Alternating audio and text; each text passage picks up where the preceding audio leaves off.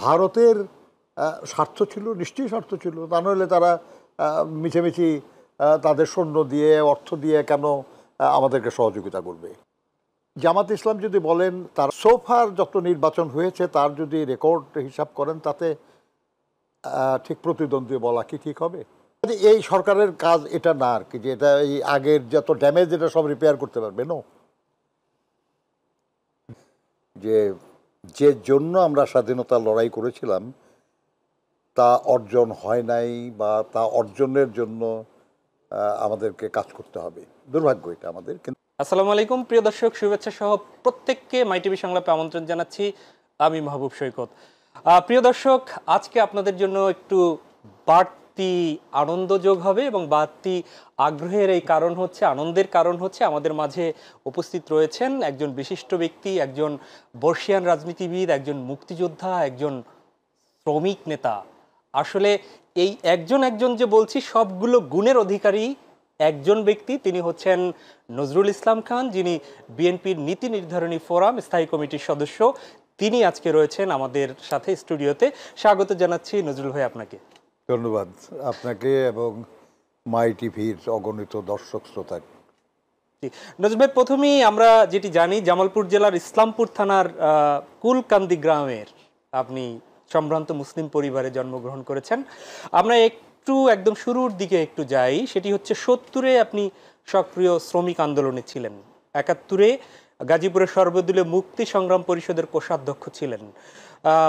একদম শুরুটাই যদি জানতে চাই, সেটি হচ্ছে যে 70 এবং 71 শ্রমিক আন্দোলন থেকে সাধারণত আমরা এখন দেখি যে শ্রমিক আন্দোলন অগোছালো ভাবে একটু চলাফেরা, তার মধ্যে থেকে একদম মুক্তিযুদ্ধে কিভাবে আসলে ঝাঁপিয়ে পড়েছিলেন?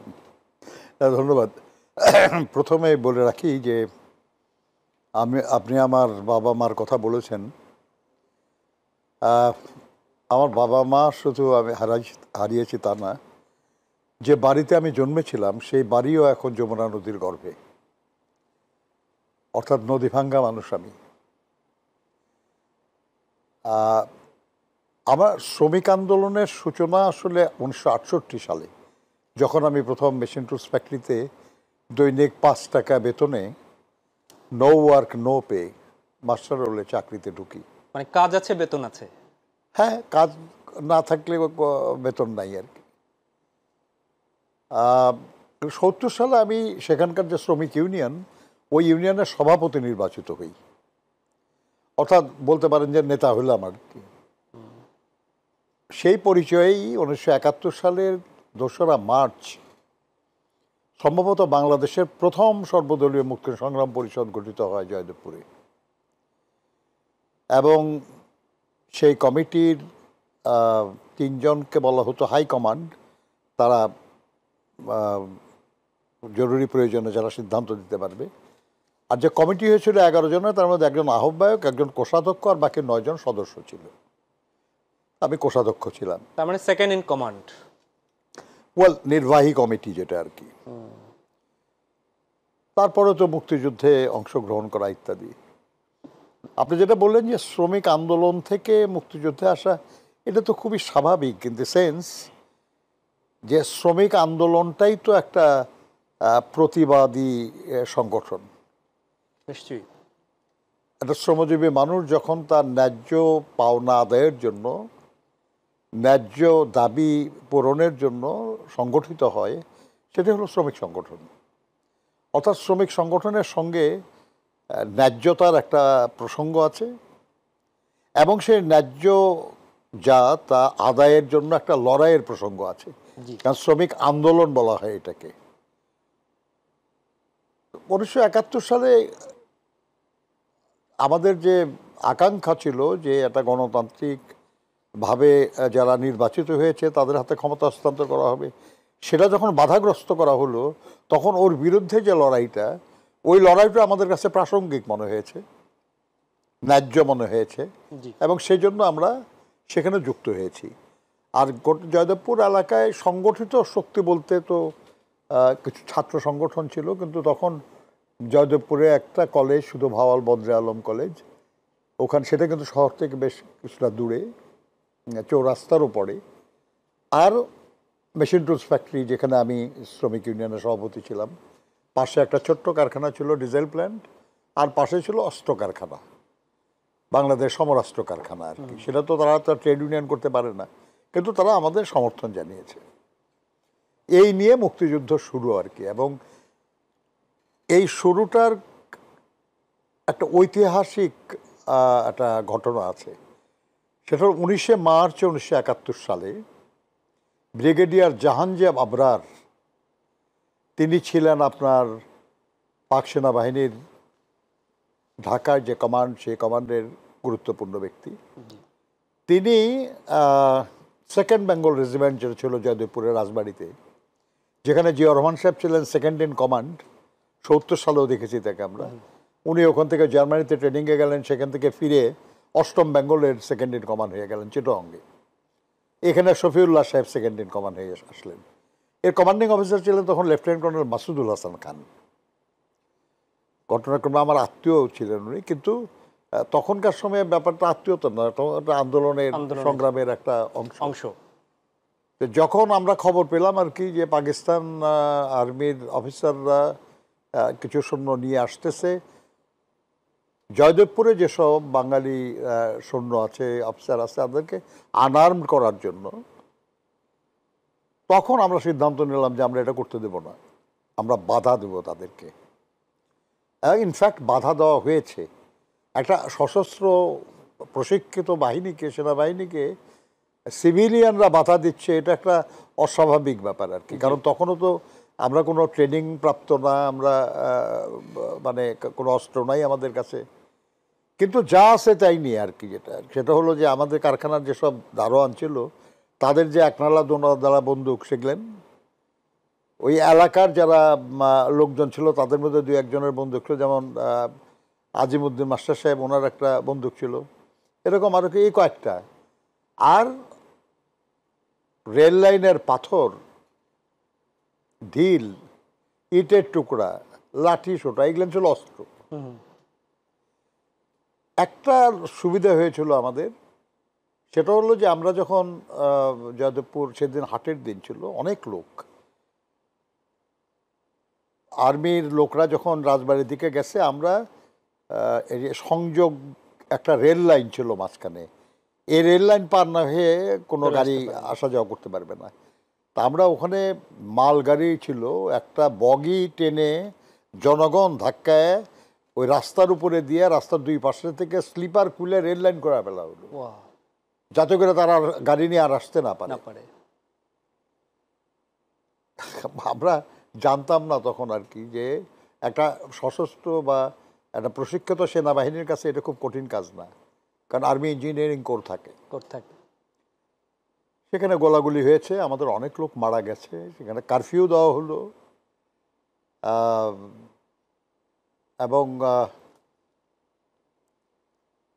আপনার ওরা সমস্ত লোকজনকে ডিসপার্স করে ওদের ইঞ্জিনিয়ারিংয়ের লোক দিয়ে তারা আবার রেল লাইনটা বসে গাড়ি সরায় তারা ওখান থেকে চলে গেছে। কিন্তু একটা জিনিস হয়েছে যে তারা বাঙালি যারা অফিসার শূন্য, তাদেরকে আনআর্ম করতে পারে নাই, শুধু কমান্ডিং অফিসার যিনি ছিলেন তাকে অ্যারেস্ট করে নিয়ে গেছেন। এটা আমাদের জন্য মস্ত বড় একটা কাজ হয়েছিল, এই কারণে যে যখন 26শে মার্চ যখন রাজবাড়িতে, অর্থাৎ সেকেন্ড বেঙ্গলের হেডকোয়ার্টারে যখন বোমা বর্ষণ করা হয় 27 তারিখে, আপনার তার আগেই আমরা 26 তারিখে আমরা ওখান থেকে অস্ত্রগুলি নিয়ে নিতে পারছিলাম। এবং ওখানকার যারা বাঙালি সৈন্য ছিল, অফিসাররা ছিল, তাদেরকে আমরা সহযোগিতা করেছি, তারা চলে গেছে যুদ্ধ করার জন্য। এবং পরে তাদের সঙ্গে আমার দেখা হয়েছে আগরতলার কাছে মনতলায়, এটা 3 নম্বর সেক্টর হিসেবে পরিচিত ছিল, শফিউল্লাহ সাহেব কমান্ডার ছিলেন। এই অস্ত্রগুলি আমরা পেতাম না, এবং আমাদের সৈন্যদের কাছেও ওই অস্ত্রগুলি থাকতো না যদি সেদিন তারা আনআর্ম করতে পারতো না। কাজে এটাও একটা ঘটনা সেই সময়কার। নজরুল ভাই, আপনি বললেন ধারাবাহিকতা, নিশ্চয়ই একটা অনুষ্ঠানের মাধ্যমে মুক্তিযুদ্ধের গল্প শোনানো সম্ভব নয়। আর আজকে আমরা যেহেতু শুধু মুক্তিযুদ্ধ না, মুক্তিযুদ্ধ পরবর্তী এখনকার সময় এই 24 পর্যন্ত যে যুদ্ধ করেছেন মুক্তির জন্য, সেই গল্পও আমরা শুনতে চাই। কিন্তু ছোট্ট করে একটু জানি, একজন মুক্তিযোদ্ধা হয়তো আগামী 20 বছর পরে, 15 বছর পরে মুক্তিযুদ্ধ বাংলাদেশে থাকবে কিনা সেটি সন্দেহ আছে। এই জন্য একটু জেনে নেওয়ার প্রশ্ন আছে, তা হচ্ছে এখনই অনেক মুক্তিযোদ্ধা নাই, তার মধ্যে আবার মুক্তিযোদ্ধার নামধারী কে প্রকৃত কে আসলে ভুয়া তার প্রশ্ন উঠেছে। প্রশ্ন হচ্ছে যে এই যে মুক্তিযোদ্ধা কে, প্রশ্ন মানে এখন মুক্তিযোদ্ধা বললে যে ভক্তি, সেই জায়গাটা প্রকৃত মুক্তিযোদ্ধা নাকি ভুয়া এই প্রশ্ন উঠছে। আবার মুক্তিযুদ্ধের যে ইতিহাস সেটি নিয়েও নতুন প্রজন্ম তাকাচ্ছে। একজন দাঁড়িয়ে একজন মুক্তিযোদ্ধা বলছে মুক্তিযোদ্ধার দিয়ে গিয়েছিলাম এভাবে, আরেকজন বলছে এভাবে। কবে থেকে আসলে মুক্তিযুদ্ধের ইতিহাসটা বিকৃত হওয়া শুরু করলো? কার ডাকে আসলে মুক্তিযুদ্ধে ঝাঁপিয়ে পড়েছিল বাঙালি? সেটি কি কোনো নির্দিষ্ট দলের ছিল কিংবা কয়েকজন ব্যক্তির ছিল? টু বি অনেস্ট, দেখেন আমি আল্লাহর অসীম মেহেরবানি যে যখন মুক্তিযুদ্ধ শুরু হয়েছে তখন আমার যুদ্ধে যাওয়ার বয়স ছিল, আমি যুদ্ধে গেছি, এটা আমি আল্লাহর কাছে শুকর করি। আমার বড় ভাই তৎকালীন ইপিআরে চাকরি করতেন, উনি যুদ্ধে গেছেন, উনি যুদ্ধাহত মুক্তিযোদ্ধা, ইন্তেকাল করেছেন।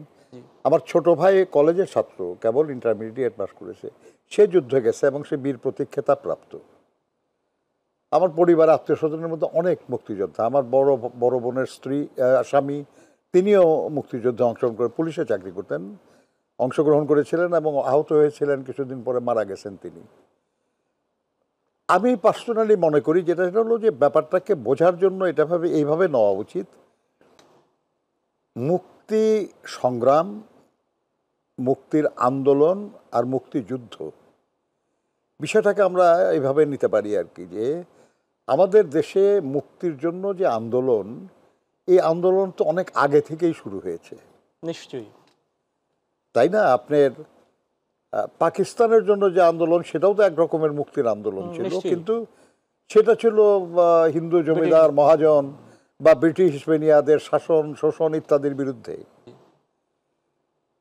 কিন্তু তারপরে 52 ভাষা আন্দোলন থেকে শুরু করে শিক্ষা আন্দোলন, স্বায়ত্তশাসন আন্দোলন, 69-এর গণঅভ্যুত্থান, এগুলো সবই তো মুক্তির লক্ষ্যে আন্দোলন ছিল।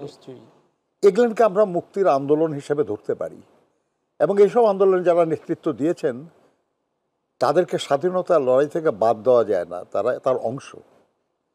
কিন্তু মুক্তিযুদ্ধ যদি বলেন আপনি, সেটা তো শুরু হলো 25 তারিখ গভীর রাত্রি থেকে। যুদ্ধ যেটা শুরু হলো আর কি, সেটা সংগ্রাম না, সেটা আন্দোলন না, সেটা যুদ্ধ। সেই যুদ্ধ তো আমরা যার কণ্ঠ শুনেছি সেই যুদ্ধের ডাক দেওয়ার, সেটা ছিলেন শহীদ প্রেসিডেন্ট জিয়াউর রহমান বীর উত্তমের। যে যাই বলুক, আমরা নিজে কানে শুনেছি তার আহ্বান। কিন্তু ব্যাপারটা কি এই আর কি, যে উনি আহ্বান দিয়েছেন বলেই যুদ্ধ হয়েছে, তা নাহলে যুদ্ধই হতো না, ব্যাপারটা এমন না, নিশ্চয়ই হতো আর কি। কিন্তু এটা এখন আপনি যদি আজান না শোনেন তাহলে আপনি নামাজ পড়তে পারবেন না, এটা কোনো ব্যাপার না। কিন্তু আজান শোনাটা একটা গুরুত্বপূর্ণ ব্যাপার, অবশ্যই, তাই না? আর আপনি যদি শোনেন, আপনি কেন অস্বীকার করবেন যে আপনি আজান শোনেন নাই এবং অমুকের আজান শোনেন নাই? অসুবিধা কি বলার আপনার? এবং সশস্ত্র যুদ্ধ যেটা, সেটা শুরু হলো সেই সময়ে, রিভোল্ট হওয়ার একটা ব্যাপার। এবং প্রথম 25শে মার্চ গভীর রাত্রে তিনি চিটগাং বন্দরের কাছে যখন খবর পেলেন যে ঢাকায় পাকিস্তানি আর্মি বাঙালিদের উপর অত্যাচার শুরু করেছে, আক্রমণ শুরু করেছে, তখন তার সঙ্গে যে পাকিস্তানি আর্মির লোকরা ছিল তাদের অস্ত্র কেড়ে নিয়ে তিনি তাদের দিকে তাক করে বলেছিলেন, উই রিভল্ট, আমরা বিদ্রোহ করলাম। এই যে প্রথম বিদ্রোহকারী, অ্যান্ড দেন চট্টগ্রাম বেতার কেন্দ্র থেকে স্বাধীনতার ঘোষণা দানকারী, অনেকেই বলে যে উনি স্বাধীনতার ঘোষণাপত্র পাঠ করেছেন। জি, কে লিখে দিল এই পাঠ করা, যে major Ziaur Rahman do hereby declare the war of independence ইত্যাদি, এবং উনি নিজেকে তো প্রথম রাষ্ট্রপতি দাবি করেছিলেন। এটি কি আওয়ামী লীগের বলে দেশে উনি রাষ্ট্রপতি দাবি করবেন? হয় কখনো? যাই হোক, এখন প্রশ্ন হয়েছে যে তার মানে এই না কিন্তু আর কি, যে আমরা মুক্তিযুদ্ধে আওয়ামী লীগের যিনি প্রধান ছিলেন সেই সময়, তার অবদানকে ছোট করে দেখা হচ্ছে। No, not at all. কিন্তু পয়েন্ট যেটা, সেটা হলো যে যার যা অবদান, যার যা অংশ, এটাকে অস্বীকার করার কিছু নাই। এক। 2 নম্বর, আপনি যেটা বললেন কে মুক্তিযোদ্ধা, আমি তো বলি মুক্তিযুদ্ধ যারা প্রত্যক্ষভাবে অংশগ্রহণ করেছে, যারা মুক্তিযুদ্ধে সহায়তা করেছে, সহযোগিতা করেছে, সবাই মুক্তিযোদ্ধা। এখন আপনি যদি বলেন যে অস্ত্র নিয়ে শুধু যারা লড়াই করেছে তারাই মুক্তিযোদ্ধা, তাহলে মুক্তিযুদ্ধ চলাকালে মুক্তিযুদ্ধের ক্যাম্পগুলিতে যারা চিকিৎসা সেবা দিয়েছে তারা কি? যারা সেখানে ওয়ার করেসপন্ডেন্ট হিসেবে কাজ করছে, এখন এই আমাদের একজন বড় সাংবাদিক আছেন, উনি এখন সেক্টর কমান্ডার ফোরামের নাকি নেতা, উনিও তো একজন সাংবাদিক ছিলেন আর কি, তাই না? তো এখন প্রশ্ন হয়েছে যে মুক্তিযুদ্ধে যারা প্রত্যক্ষ বা পরোক্ষভাবে অংশগ্রহণ করেছে, আমার বিবেচনায় তারা সবাই মুক্তিযোদ্ধা। এখন আপনি যদি রেকগনাইজ করতে যান যে শুধু যারা যুদ্ধ করেছে তাদেরকে আপনার মুক্তিযোদ্ধা মানবেন, আপনি বলতে পারেন। কিন্তু দেশ স্বাধীন হওয়ার পরপর আওয়ামী লীগের পক্ষ থেকে একসময় চেষ্টা করা হয়েছে বলার সহযোগী মুক্তিযোদ্ধা বলে একটা শ্রেণী দাঁড় করানোর। এটা সেই সময় খুব কাজে লাগে নাই আর কি। কিন্তু আমি যেটা মনে করি সেটা হলো যে আমাদের যেসব মানুষরা মুক্তিযোদ্ধাদের আশ্রয় দিত নিজের জীবন বিপন্ন করে, এবং আশ্রয় দেওয়ার কারণে যাদের বাড়ি আক্রান্ত হয়েছে, যাদের খুন করা হয়েছে, তারা কি? তাদেরকে মুক্তিযোদ্ধা ইয়েতে আপনি নিয়ে আসবেন না? তাদের অবদান আছে না? যেমন আমার যে গ্রামের বাড়ি, যেখানে কবি হাসান হাফিজুর রহমান সাহেবের দুই ছোট ভাই, একজন ডাক্তার ছিলেন, একজন সাংবাদিক, এই দুইজন সহ 11 জনকে নদীর পাড়ে লাইন করে দাঁড় করে ব্রাশ ফায়ার করে মেরে ফেলা হয়েছে। শহীদ তারা মুক্তিযুদ্ধের। আপনি রিকগনাইজ করবেন না তাদের? অবশ্যই। আপনি মুক্তিযোদ্ধা হিসেবে আমি মাসে ভাতা পাই, কিন্তু ওই শহীদ যারা হচ্ছে তারা কিছু পায় না। আমি একটা দিন মাথায় ঢোকে না আমার আর কি, যে সরকারগুলি কবে বুঝবে যারা মুক্তিযুদ্ধ আমরা করেছি তাদের চেয়ে যারা জীবন দিয়েছে তাদের গুরুত্ব বেশি, তাদের অবদান বেশি। নিশ্চয়ই, পৃথিবী থেকেই চলে গেল। কিন্তু আমাদের শহীদদের তো কোনো তালিকা হয় নাই এখনো। মুক্তিযোদ্ধা তালিকায় নিয়ে এত তর্ক বিতর্ক, আলোচনা, পর্যালোচনা, সমালোচনা ইত্যাদি। মন্ত্রী এখন যিনি আছেন উনি তো মুক্তিযোদ্ধা। আমি তো বলি আর কি যে ভাই, মুক্তিযোদ্ধার তালিকা তো পড়ে, আগে তো শহীদদের তালিকা করেন, যারা এই দেশের জন্য জীবন দিয়েছেন তাদের গুরুত্ব আমি তো তার চেয়ে আমার গুরুত্ব বেশি মনে করি না আমি। জি, আমি এমনকি আমি মনে করি রাজাকারেরও তালিকা হওয়া দরকার, কিন্তু রাজাকার বা মুক্তিযোদ্ধা তালিকার আগে শহীদদের তালিকা হওয়া দরকার। জি, নজরুল ভাই, আমি ছোট্ট করে একটু জানতে চাই, তা হচ্ছে যে এটা আসলে মুক্তিযোদ্ধাদের একটু আপনারা যারা রয়েছেন সেটি আমাদের কাছ থেকে এই প্রজন্ম জানতেই চায়, সেটি হচ্ছে যে কতটা বাস্তবায়ন হলো, যে চেতনা নিয়ে, যে আকাঙ্ক্ষা নিয়ে মুক্তিযুদ্ধে ঝাঁপিয়ে পড়েছিলেন, সেই স্বপ্ন কতটুক আগালো আসলে? আপনি দেখেন, খুব অতর্কিতে যুদ্ধে আমরা লিপ্ত হয়েছি। হ্যাঁ, আমাদের পরিবর্তনের আকাঙ্ক্ষা ছিল, প্রয়োজনে স্বাধীনতা লড়াই পর্যন্ত যাওয়ার কথাও কিছু মানুষ ভেবেছেন। কিন্তু যদি বলেন দেশের জনগণ সামগ্রিকভাবে আর কি, তারা স্বাধীনতার আকাঙ্ক্ষা নিয়ে সংগঠিত হয়েছে, এ কথা তো বলা মুশকিল। কেউ সংগঠিত করে নাই তাদেরকে স্বাধীনতার আকাঙ্ক্ষা নিয়ে। স্বায়ত্তশাসনের জন্য সংগঠিত করা হয়েছে, যে স্বাধীনতা না। কিন্তু আমরা একটা অনিবার্য কারণে, একটা বাস্তব পরিস্থিতিতে আমাদেরকে যুদ্ধে লিপ্ত হতে হলো। আমরা খুব ন্যায্যভাবেই যুদ্ধে লিপ্ত হলাম। যখন আমরা যুদ্ধে লিপ্ত হলাম, তখন আমাদের কিছু ভাবনা তো ছিল যে কেন আমরা যুদ্ধটা করতেছি, শুধুই কি আত্মরক্ষার জন্য? না, এই যে পরিবর্তনের জন্য আমরা স্বায়ত্তশাসন চেয়েছিলাম, সেটা ছিল বৈষম্য থেকে মুক্তি, শোষণ থেকে মুক্তি, অগণতান্ত্রিক নিপীড়ন থেকে মুক্তি। যে জন্য 70-এর নির্বাচনে আমরা ভোট দিলাম একটা দলকে এত বেশি। আপনি যদি বলি যে মুক্তিযুদ্ধের আগে কোনো ফরমাল কোনো চেতনা বলতে যা বোঝায় আর কি, এটা সংগঠিত হয় নাই, তাহলেও তো আমাদের ওই জিনিসগুলি অন্তত ছিল। আমরা 70-এর নির্বাচন যে কারণে আমরা একটা দলকে বিজয়ী করলাম, সেটা কি ছিল? সেটা ছিল বৈষম্য থেকে মুক্তি, পাকিস্তান, পশ্চিম পাকিস্তান এবং পূর্ব পাকিস্তানের বৈষম্য, সেখান থেকে মুক্তি।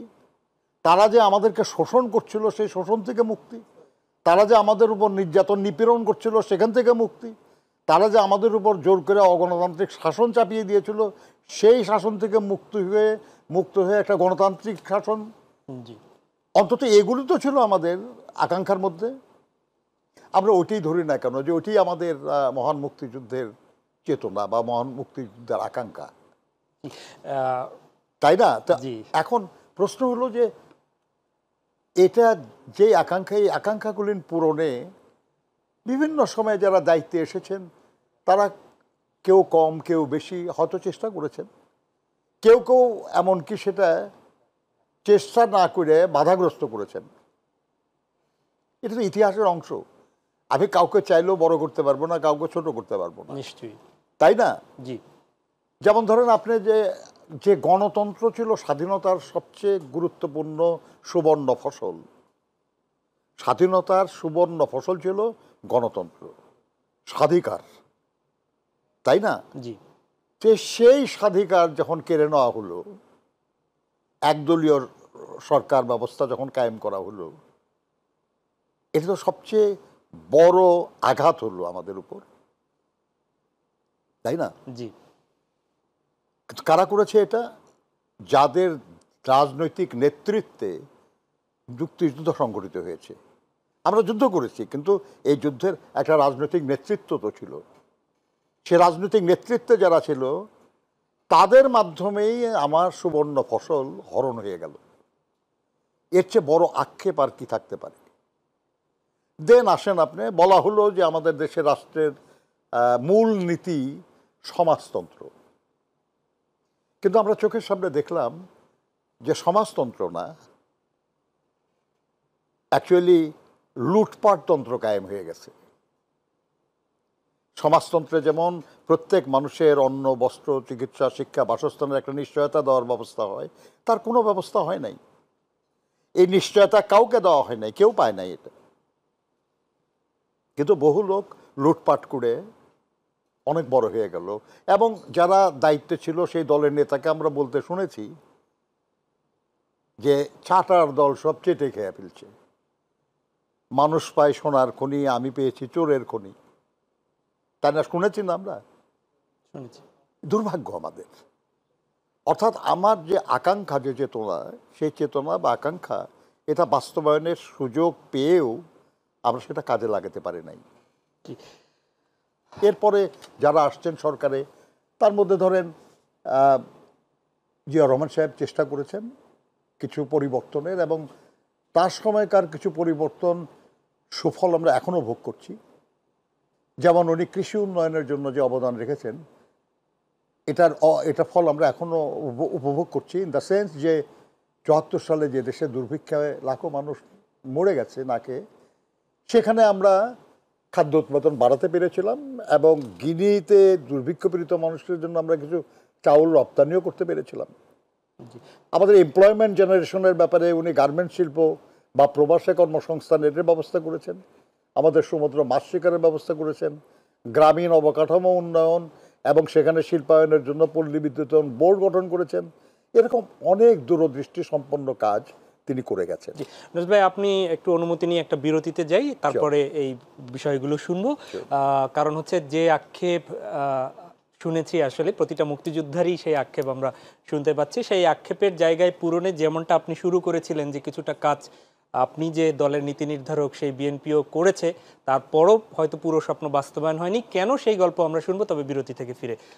যে প্রসঙ্গে আমরা কথা বলছিলাম, যে মুক্তিযুদ্ধ আপনারা ঝাঁপিয়ে পড়েছিলেন, অগণিত রক্তের, অগণিত ত্যাগের বিনিময় মুক্তিযুদ্ধ এসেছিল, সেই চেতনাকে এগিয়ে নিয়ে যাওয়ার জন্য যারা কাজ করেছেন এই দেশে গত 5 দশকে, যারা রাষ্ট্র ক্ষমতায় ছিলেন, তাদের মধ্যে একাধিকবার আপনি যে দলে রয়েছেন সেই দলটিও ছিল।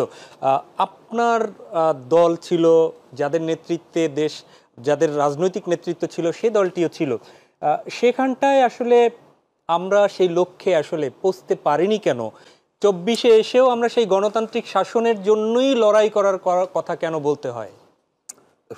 এটা অবশ্যই এটা খুবই দুর্ভাগ্যজনক ব্যাপার আর কি, যে এত বছর পরে, স্বাধীনতার এত বছর পরে আমাদেরকে বলতে হচ্ছে আর কি যে যে জন্য আমরা স্বাধীনতার লড়াই করেছিলাম তা অর্জন হয় নাই, বা তা অর্জনের জন্য আমাদেরকে কাজ করতে হবে। দুর্ভাগ্য এটা আমাদের, কিন্তু একটাই সৌভাগ্য আর কি, যে আমরা মুক্তিযুদ্ধ করে দেশটাকে স্বাধীন করতে পেরেছিলাম।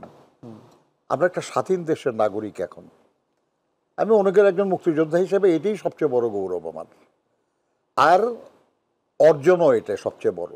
আমি দেন পয়েন্ট থাকে যেটা, সেটা হলো যে সে অর্জিত জায়গাটা আর কি, অর্জিত রাষ্ট্রটা, অর্জিত দেশটাকে আমরা আমাদের মনের মতো করে বা জনগণের আকাঙ্ক্ষা অনুযায়ী গড়তে পারছি কিনা, পারলাম কিনা আর কি। আমি একটু একটা প্রশ্ন করি। আমি হচ্ছে এই আপনি যেমনটা বললেন যে আমাদের মুক্তিযোদ্ধা, আমরা একটি স্বাধীন দেশ পেয়েছি, সেখানে যে আমরা ধারণ করার যে বিষয়টি, আপনি নিশ্চয়ই দেখেছেন যে 16ই ডিসেম্বর পার্শ্ববর্তী দেশ রাষ্ট্র সরকার প্রধান নরেন্দ্র মোদীর স্ট্যাটাসটা আপনার চোখে, আপনার পড়ার কথা চোখে, তিনি এই বিজয়কে ভারতের বিজয় বলে, ইন্ডিয়ার বিজয় বলে তিনি মন্তব্য করেছেন তার টুইটে। এটি নিয়ে ব্যাপক প্রতিক্রিয়া আমরা বিভিন্ন মহলে দেখেছি। আপনি একজন মুক্তিযোদ্ধা, কেমন লেগেছে এই বিজয়কে তারা দাবি করছে? মানে ব্যাপারটা হচ্ছে, এটা তো সত্য আর কি, যে যুদ্ধের একেবারেই শেষ প্রান্তে এসে ভারত বাংলাদেশকে স্বাধীন রাষ্ট্র হিসেবে স্বীকৃতি দিয়েছে, এবং একটা জয়েন্ট কমান্ড প্রতিষ্ঠা করা হয়েছিল, এবং সেই জয়েন্ট কমান্ডের কাছেই পাকিস্তানি বাহিনী আত্মসমর্পণ করেছে। তারা এর কৃতিত্ব কিছু নিতেই পারে, কিন্তু যুদ্ধটা ছিল আমাদের, শুরুটা করেছিলাম আমরা, আর আমরা যদি না করতাম তাহলে ভারতের ওটা হতো আক্রমণ। কিন্তু ভারত তো কখনো নিজেকে আক্রমণকারী হিসেবে মানতে রাজি হবে না, তাই না? তারা সহযোদ্ধা ছিল শেষের দিকে এসে, আমাদের সহযোগিতা করেছে। ইয়েস, যুদ্ধ করেছে, কিন্তু এটা সহযোদ্ধা, দ্যাটস অল। কিন্তু যুদ্ধটা ছিল আমাদের, বিজয় লাভ করেছি আমরা। জি। এবং আমি আপনাকে একটা জিনিস বলি, যে আমরা জানি যে ভারতের স্বার্থ ছিল, নিশ্চয়ই স্বার্থ ছিল, তা নইলে তারা মিছেমিছি তাদের সৈন্য দিয়ে, অর্থ দিয়ে কেন আমাদেরকে সহযোগিতা করবে? পাকিস্তানকে দ্বিখণ্ডিত করায় ভারতের তো রাজনৈতিক, সামরিক এবং অর্থনৈতিক কল্যাণ ছিল, কিন্তু তার সেই আকাঙ্ক্ষা আর আমাদের স্বাধীনতার আকাঙ্ক্ষা মিলে যাওয়ার ফলে আমরা একসাথে লড়াই করেছি, দ্যাটস অল। জি। এখন আমি যেটা বলি আর কি, সেটা হলো যে দেখেন,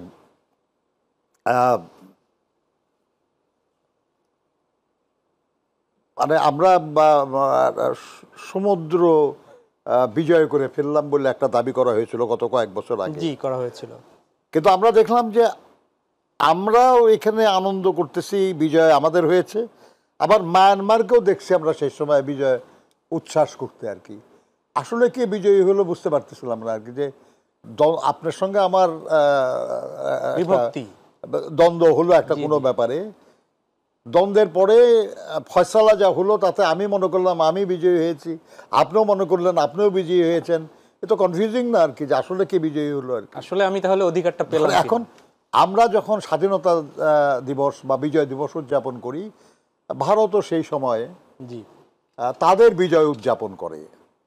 ওকে, আমরা বাংলাদেশের স্বাধীনতা অর্জন করেছি, আমরা সেই দিবসকে বিজয় দিবস হিসেবে উদযাপন করি। ভারত সম্ভবত সেই দিবসটাকে উদযাপন করে যে তার প্রতিপক্ষ ছিল পাকিস্তান, তাকে পরাজিত করা গেছে, সেই জন্য বিজয় উদযাপন করে। কিন্তু দেশটা আমাদের, বিজয় কিন্তু আমাদের, বিজয় দিবসটাও আমাদের। জি, নিশ্চয়ই, অবশ্যই বিজয়টা আমাদের, আমাদের ভূখণ্ড, আমাদের মানচিত্র। যে প্রশ্নটা ছিল, একটু অংশ হয়তো আপনার কথার মধ্যে আমরা ঢুকে গিয়েছিলাম, সেটি হচ্ছে যে স্বাধীনতার অন্যতম যে চেতনা আপনি এটা বললেন, যে গণতন্ত্র, মানুষের ভোটাধিকার কিংবা মানুষের নেতৃত্ব তারা নির্বাচন করবে, সেই যেটার জন্য যুদ্ধ হলো, সেই যুদ্ধ আবার কেন এত বছর বসেও করতে হলো? কবে থেকে এটা হরণ হলো?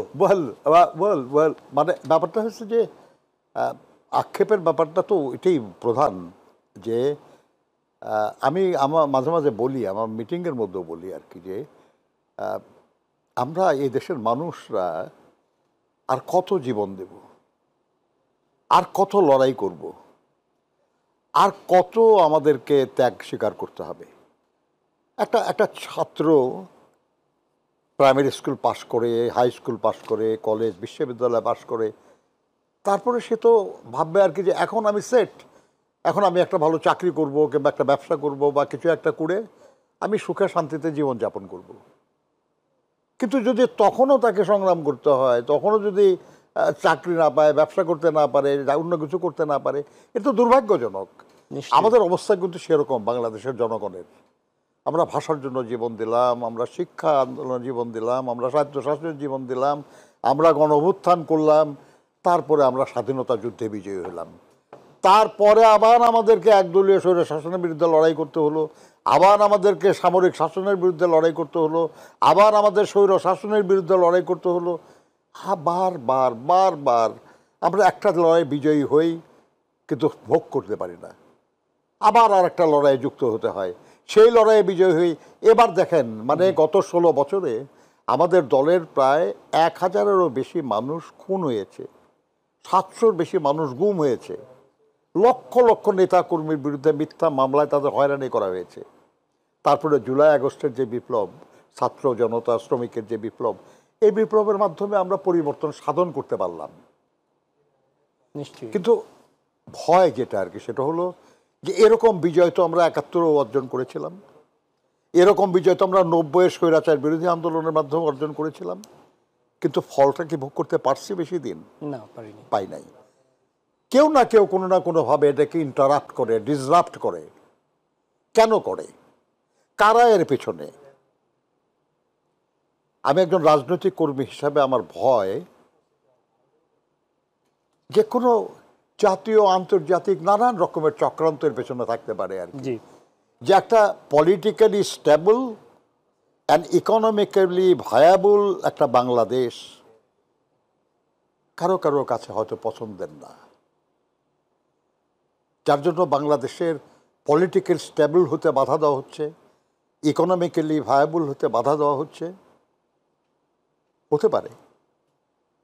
আমি ওই জন্য বলি, একজন রাজনৈতিক কর্মী হিসেবে আমার সব সাথীদের বলি আর কি, যে আমাদের এই বিষয়টা মাথায় রাখতে হবে জি।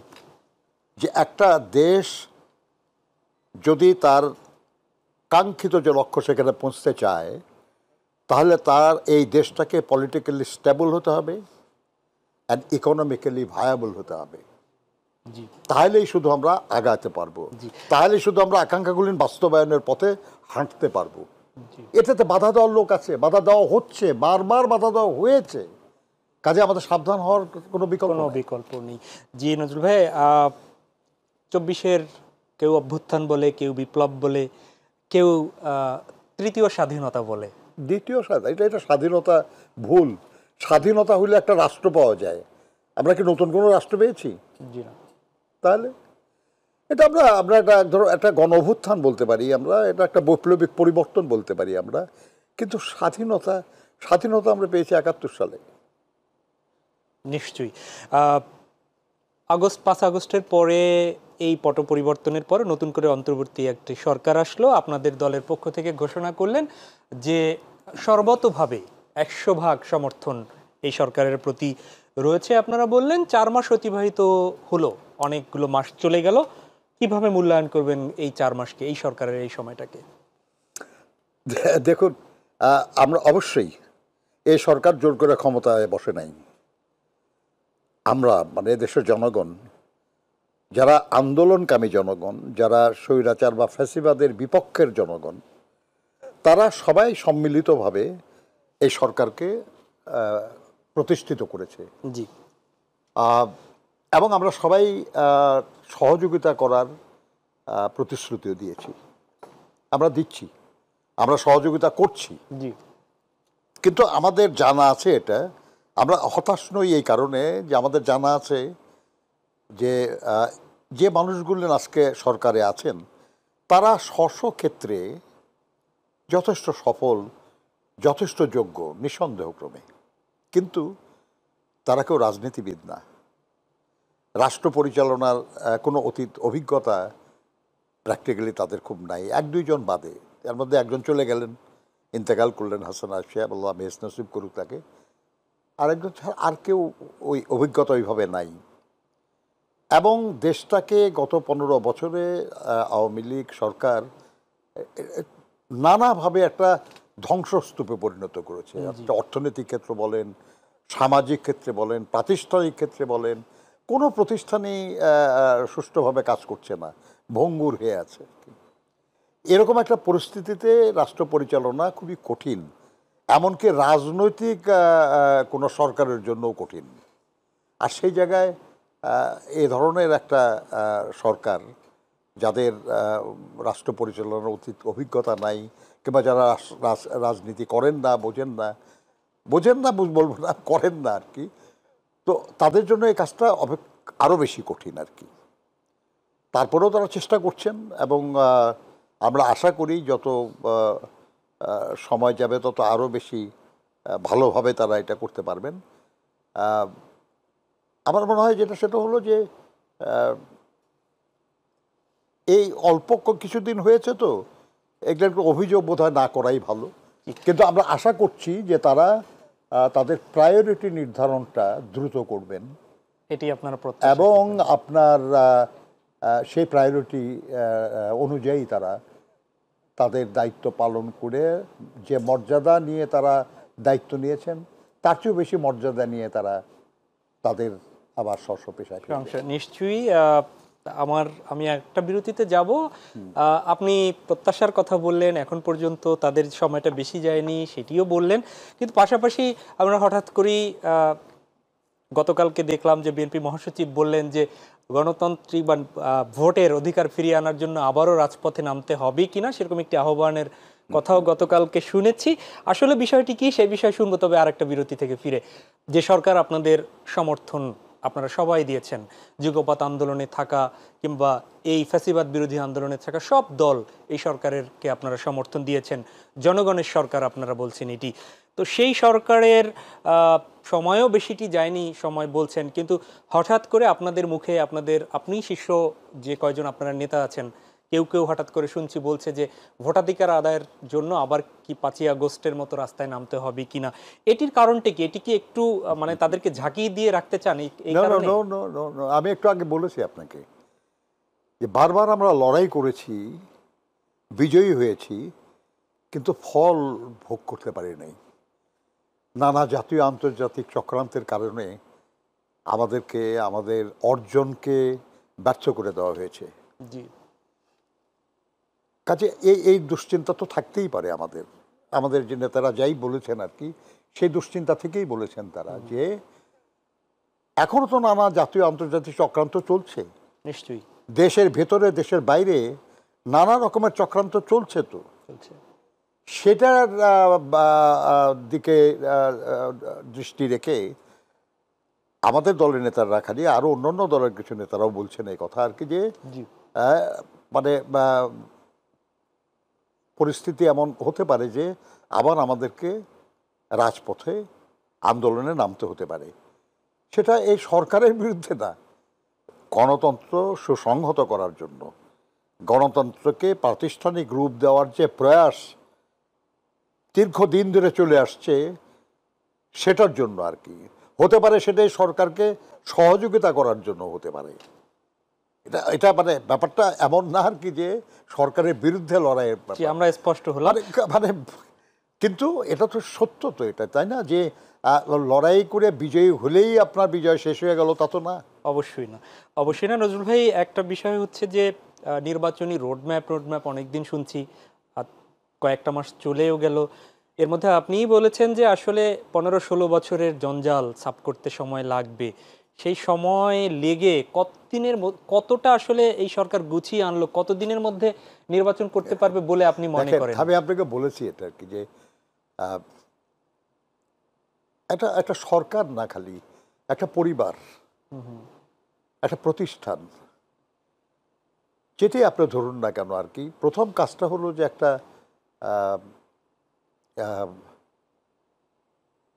প্রোগ্রাম আর কি, একটা পরিকল্পনা, একটা প্রায়োরিটি নির্ধারণ, তাই না? যে আপনি কি করবেন, জি, আপনার যা সক্ষমতা আছে, যা সামর্থ্য আছে, তাই দিয়েই আপনি দায়িত্বটা পালন করতে হবে, এবং সেটা কি করবেন আপনি, এটা একটা ঠিক করা। ওই কথাটাই আমরা বলি, রোড ম্যাপটা কিন্তু ওইটাই আর কি, জি, যে স্পষ্ট করা। যে একটা এটা একটা অন্তর্বর্তীকালীন সরকার। অন্তর্বর্তীকালীন মানেটা কি? Between two regular governments. তাই একটা সরকার ছিল, যেভাবেই হোক দাবি করেছে নির্বাচিত, আসলে মোটেও নির্বাচিত না, কিন্তু একটা সরকার, এস্টাবলিশড সরকার, যেটা জাতীয় আন্তর্জাতিক স্বীকৃতি ছিল, তাই না? জনসমর্থন না থাকলেও একটা স্বীকৃতি, এক ধরনের ছিল সরকার। এখন একটা নির্বাচনের মাধ্যমে আর একটা সরকার গঠিত হবে, এর ইন বিটুইন যে সরকার, এটা অন্তর্বর্তীকালীন সরকার। এই অন্তর্বর্তীকালীন সরকারের প্রধান কাজটা কি? যে ড্যামেজগুলো হয়েছে সেটা কিছুটা রিপেয়ারের যতখানি সম্ভব চেষ্টা করা।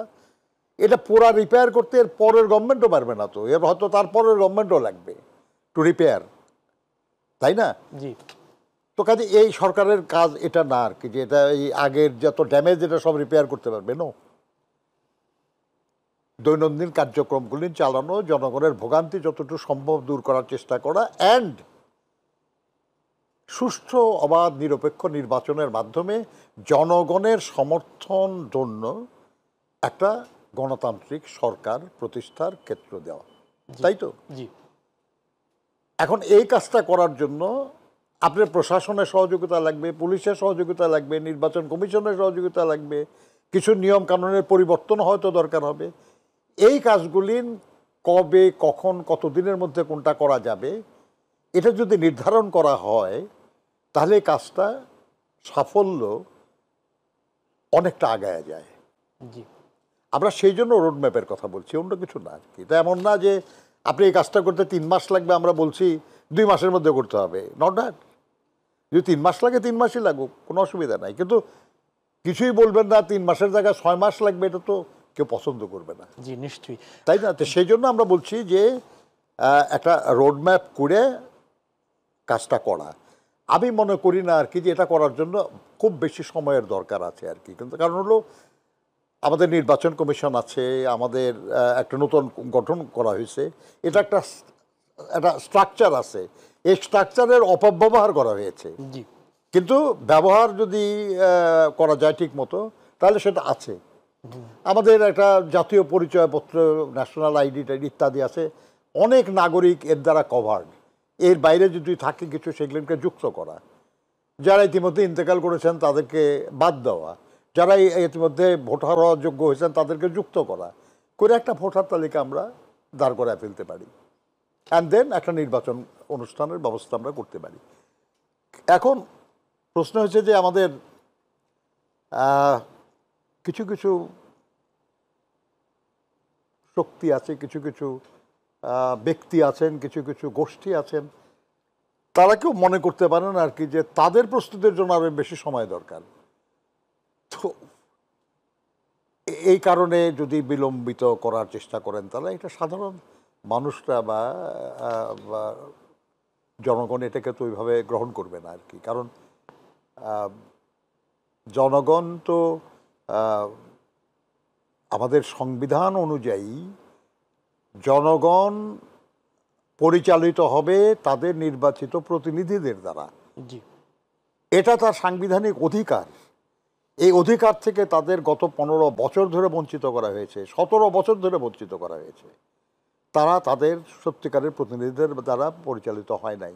বিশেষ করে আমাদের তরুণ প্রজন্ম, যাদের একটা বিরাট অংশ গত জুলাই আগস্টে জীবন দিয়েছে, আহত হয়েছে, নানাভাবে ক্ষতিগ্রস্ত হয়েছে, তারা তো তাদের অধিকার প্রয়োগ করতে চায়। এই অধিকার প্রয়োগে বিলম্বিত করা আর বাধা দেওয়া একরকমই মনে হবে মানুষের কাছে, এটা যাতে না হয়। জি, আপনার কথার সূত্র ধরেই আসলে তরুণ প্রজন্ম মাঠে নেমে আবারও ফ্যাসিবাদ বিদায় করেছে। সেই তরুণ যারা নেতৃত্বে ছিল বৈষম্য বিরোধী ছাত্র আন্দোলন, সাম্প্রতিক সময়ে অনেকদিন থেকেই শোনা যাচ্ছে যে তাদের একটি নতুন দল আসছে, দল গঠন করছে। সেই তরুণদের দলকে আপনারা কিভাবে দেখছেন? ওয়েল, আমরা তো মনে করি যে দেশে প্রতিটি নাগরিকের মানে সাবালক আর কি, যারা ভোটার হওয়ার যোগ্য, তাদের সবারই অধিকার আছে রাজনীতি করার, তাদের সবারই অধিকার আছে সংগঠন করার, রাজনৈতিক দল গঠন করার। তারা যদি একটা দুইটা পথ আছে। কেউ যদি রাজনীতি করতে চায় তার সামনে দুইটা পথ। একটা হলো যেসব রাজনৈতিক দল আছে তার মধ্যে কোনোটা যদি পছন্দ হয় সেটাতে যুক্ত হওয়া, আর যদি মনে হয় যে না এর কোনোটাই আমার পছন্দ হচ্ছে না তাহলে একটা নতুন দল গঠন করা। তো ওনারা যারা রাজনীতি করতে চান তাদের মধ্যে যদি তারা মনে করেন যে না কোনো দলের সঙ্গে যুক্ত হওয়া যায় না, তাদের আকাঙ্ক্ষা অনুযায়ী না, নতুন একটা দল নিশ্চয়ই করতে পারে, তারা 100 বার করতে পারে। আগামী নির্বাচনে আপনারা কাদেরকে সবচেয়ে শক্তিশালী প্রতিদ্বন্দ্বী মনে করছেন, নতুনদের দল নাকি জামাত ইসলামীকে? দেখুন, জামাত ইসলাম যদি বলেন, তারা তো আমাদের আন্দোলনে একসময় বন্ধু প্রতিম ছিল, আবার আন্দোলনে একসময় আমাদের বিরুদ্ধে ছিল। সোফার যত নির্বাচন হয়েছে তার যদি রেকর্ড হিসাব করেন তাতে ঠিক প্রতিদ্বন্দ্বী বলা কি ঠিক হবে? না, তাদের সংখ্যাটা পার্সেন্টেজটা তো অতটা না, তাই না? কাজে এটা তো প্রতিদ্বন্দ্বী ঠিক ওইভাবে বলা যাবে না আর কি। হ্যাঁ, বড় দল তারা, কোনো সন্দেহ নাই, কিন্তু নির্বাচনের বিচারে কখনো প্রতিদ্বন্দ্বী না। আর নতুন যারা রাজনীতি করতে চান বা নতুন যারা দল করতে চান তাদের সঙ্গে তো এখনো আমরা কখনো মোকাবেলাই হয় নাই, তাহলে তাদেরকে আমরা প্রতিদ্বন্দ্বী ভাববো কেমনে? তাদের ব্যক্তিগত জনপ্রিয়তাও আছে অনেকের, কিন্তু তারা যখন দল করবেন, দল করার পরে সেই দলের রাজনীতি থাকবে, সেই দলের নীতি আদর্শ কর্মসূচি থাকবে, সেটা জনগণ কতটা কিভাবে গ্রহণ করে সেটা না জেনে তো তাদেরকে খুব এটা একটা বিবেচনা করা যায় না। তবে একটা জিনিস আমরা মনে করি যে আমরা জনগণের সমর্থনটা পাওয়ার চেষ্টা করছি। আমরা কাউকে প্রতিদ্বন্দ্বী মনে করি, কিন্তু প্রতিপক্ষ মনে করি না। তারা সবাই আমাদের অপোনেন্ট, কেউ এনিমি না। 31 দফা আপনারা রাষ্ট্র সংস্কার দিয়েছেন, সেখানে অনেকগুলো বিষয় বলেছেন। রাষ্ট্রপতি, দুকক্ষ বিশিষ্ট পার্লামেন্ট, রাষ্ট্রপতি প্রধানমন্ত্রীর মধ্যে ক্ষমতার ভারসাম্য এবং জাতীয় সরকার করার কথা বলেছেন। সেই জাতীয় সরকারে যুগপৎ আন্দোলনে থাকা সব দলকে বলেছেন, সেটি কি অ্যাকসেপ্ট জামাত ইসলামী? তারা তো যুগপৎ ছিল না, আলাদা করে আন্দোলন করেছে, নাকি এই আমার মনে হয় যে আপনি যা বললেন আর কি, আপনার কথার মধ্যেই তার জবাব আছে আর কি। যে আমরা যেটা বলেছি সেটা হলো যে যারা যুগপৎ আন্দোলনে ছিল, অর্থাৎ ফ্যাসিবাদের পতনের লড়াইয়ে যারা রাজপথে আমাদের সঙ্গে ছিলেন, আমরা তাদের সবাইকে সাথে নিয়ে রাষ্ট্র পরিচালনার চেষ্টা করব। আমরা কখনো বলি না যে আমরা ক্ষমতায় যাব আর কি, নো। জনগণ যদি সহায়তা করে, জনগণ যদি সমর্থন জানায়, দায়িত্ব দেয়, তাহলে আমরা একটা কর্মসূচি ঘোষণা করেছি, ওই কর্মসূচি বাস্তবায়নের মাধ্যমে আমরা জনগণের সেবা করার চেষ্টা করব। আর সেই সেবা করার যে প্রয়াস, সেই প্রয়াসে যারা আন্দোলনে আমাদের সাথে ছিলেন তারা সেই প্রয়াসও আমাদের সাথে থাকবেন। জি, আগামী নির্বাচন তো হবে, হয়তো সময় কবে সেটি আমরা জানি না, কিন্তু সেই নির্বাচনে জনগণের যে প্রত্যাশা, সেই প্রত্যাশিত ব্যক্তিদেরকে আপনারা আসলে প্রার্থী বাছাইয়ের ক্ষেত্রে কোন বিষয়টাকে প্রাধান্য দিবেন? আমাদের হাতে সময় খুব বেশি নাই, হয়তো ছোট্ট জনপ্রিয়তা। জনগণ যাদেরকে পছন্দ করে, জনগণ যাদেরকে সমর্থন করে, জনগণ যাদেরকে ভালোবাসে, জনগণ যাদেরকে নেতা মানে সম্মান করে, তাদের পক্ষের মানুষ বলে মনে করে, আমরা সেরকম মানুষকে পছন্দ করার চেষ্টা করব। জি, এই জুলাই আগস্টের গণ অভ্যুত্থানকে কেন্দ্র করে অসংখ্য, প্রায় 20-30 হাজার আহত হয়েছে, 2000-এর বেশি শাহাদাত বরণ করেছে। এর আগে দীর্ঘ 17 বছরের গুম খুনের ইতিহাস। ইতিমধ্যেই এই যে বিচার কার্য শুরু হয়েছে শেখ হাসিনা সহ এর সাথে জড়িতদের, আপনি কি মনে করেন যে এই বিচার কার্য সঠিকভাবে আগাবে? নিশ্চয়ই।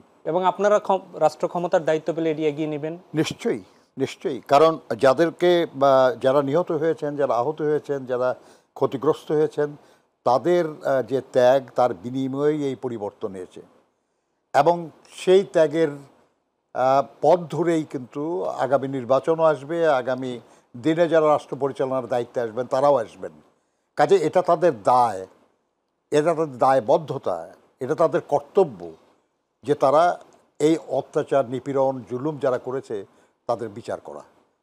আমরা আপনি খেয়াল করেছেন যে আমাদের নেত্রী, দেশনেত্রী বেগম খালেদা জিয়া এবং আমাদের ভারপ্রাপ্ত চেয়ারম্যান তারেক রহমান সাহেব 5ই আগস্টের সাথে সাথেই যে কথা বলেছেন জনগণকে, যে কোনো প্রতিশোধ না,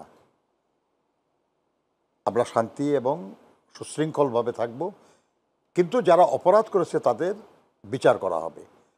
তো আমরা মনে করি আর কি যে এই সরকার যতদিন আছে তারা বিচারের চেষ্টা করুক, তারা যদ্দূর করতে পারেন করবেন, যা বাকি থাকবে সেটা যেই আসবে ক্ষমতায় এরপরে তাদের করতে হবে। এটা তাদের উপর অর্পিত দায়িত্ব, এই দায়িত্ব পালন করতে হবে তাদেরকে। ম্যাডাম খালেদা জিয়া তিনি কি রাজনীতিতে আবার ফিরবেন? উনি তো আছেন রাজনীতিতে, উনি এখনো বাংলাদেশ জাতীয়তাবাদী দলের চেয়ারপারসন। জি, ভারপ্রাপ্ত চেয়ারম্যান তারেক রহমান কবে ফিরবেন সেই প্রশ্ন না, প্রশ্ন হচ্ছে এখনো কেন ফিরছেন না। বল, দেখেন উনি সাপোজ ধরেন আজকে যদি উনি আসতে চান আর কি, উনি ঢাকা এয়ারপোর্টে আসলে কয়েক লক্ষ মানুষ হবে সেখানে, নিশ্চয়ই কেউ তাকে গ্রেপ্তার করতে পারবে না, তাই না? এবং উনি এসে যেখানে থাকবেন তার আশেপাশে হাজার হাজার লোকজন থাকবে, কেউ গ্রেপ্তার করতে পারবে না। আর বিএনপির যে আন্দোলনের ইতিহাস এবং এই জুলাই আগস্ট বিএনপির যে অংশগ্রহণ, ফলে এই সরকারও বিএনপির বিরুদ্ধে এরকম অবস্থান হয়তো নিতে যাবে না। কিন্তু এটা কি একজন ভালো নাগরিকের জন্য উপযুক্ত হবে? তার বিরুদ্ধে মামলা আছে, ওয়ারেন্ট আছে, তাকে দণ্ড দেওয়া হয়েছে। উনি চাচ্ছেন যে আইনি প্রক্রিয়ায় ওনাকে যে অন্যায়ভাবে দণ্ড দেওয়া হয়েছে সেটা ক্লিয়ার হোক, তার বিরুদ্ধে যেসব ওয়ারেন্ট হয়েছে অন্যায়ভাবে মিথ্যা মামলায় সেগুলো ক্লিয়ার হোক। একজন ভালো সৎ দায়িত্বশীল নাগরিক হিসাবে উনি নিয়ম মেনে আইন মেনে যখন আসা সম্ভব উনি তখনই আসবেন, এবং জনগণ তার জন্য অপেক্ষা করছে।